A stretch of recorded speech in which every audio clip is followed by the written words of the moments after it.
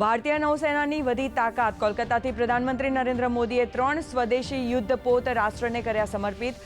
INS દુનાગીરી, INS સંશોધક અને INS અગ્રઈનું થયું કમિશન.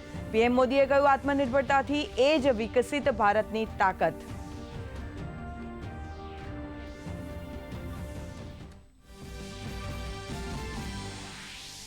બારમા આંતરરાષ્ટ્રીય યોગ દિવસની દેશભરમાં ઉજવણી. પ્રધાનમંત્રી નરેન્દ્ર મોદીએ કોલકાતાના ઐતિહાસિક રેડ રોડ પર 10 લાખ લોકો સાથે કર્યો યોગાભ્યાસ. પીએમ મોદીએ કહ્યું, દુનિયાના ઉત્તમ ભવિષ્ય માટે યોગ જરૂરી.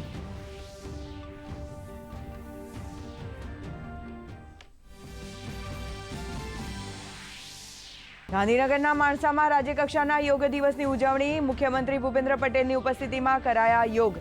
મોટી સંખ્યામાં લોકોએ સ્વસ્થ જીવનશૈલી અપનાવવાનો લીધો સંકલ્પ.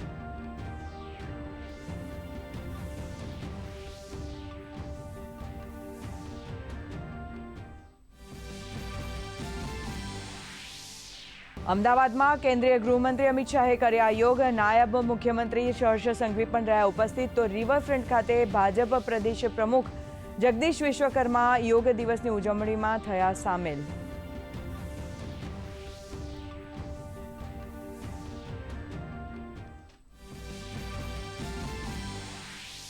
કેન્દ્ર સહિત રાજ્ય સરકારના મંત્રીઓએ આંતરરાષ્ટ્રીય યોગ દિવસની કરી ઉજવણી. મહેસાણામાં મંત્રી ઋષિકેશ પટેલે, સુરતમાં મંત્રી જીતુ વાઘાણીએ, તાપીમાં મંત્રી જયરામ ગામિતે અને અરવલ્લીમાં મંત્રી પીસી બરંડાએ કર્યા યોગ.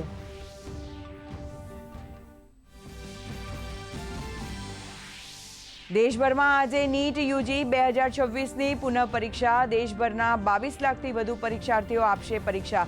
બપોરે 2 વાગ્યાથી સાંજે 5:15 વાગ્યા સુધી ચાલશે પરીક્ષા. રાજ્યના મહાનગરોમાં પણ પરીક્ષાનું આયોજન.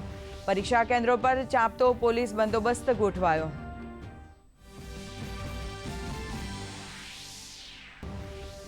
સ્વિટ્ઝરલેન્ડમાં અમેરિકા ઈરાન શાંતિ વાર્તા વચ્ચે ઇઝરાયેલના લેબનાનના હુમલાથી વધ્યો તણાવ. ઈરાનનો હોર્મુઝ બંધ કરવાનો દાવો, તો અમેરિકાએ આ મામલે નોંધાવ્યો વિરોધ.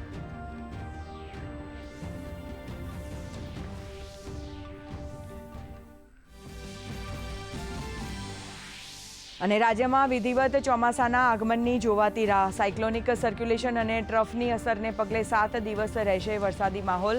દરિયાકાંઠે પવનની ગતિ વધશે. માછીમારોને દરિયો ન ખેડવા સૂચના.